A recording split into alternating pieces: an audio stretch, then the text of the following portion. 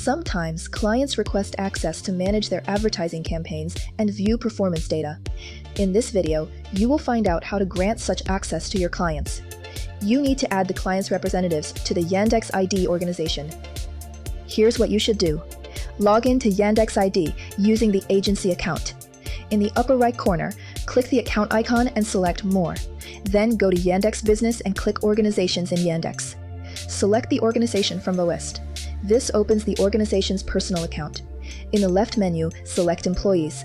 Click Invite. If you are the organization owner, select the role that will be assigned to the client's representative, administrator or member. While an administrator can invite and remove other employees, a member can only view the list of employees. Please note that agency administrators can invite a client's representative only as a member. Now, send an invitation. Enter the client's phone number or email and click Send. The client will receive your invitation to join the organization. Or simply click Invite via link, copy, and send it to the client. Discover more tutorials on the agency interface in our channel, and learn more about Yandex Direct at ads.yandex.com/direct.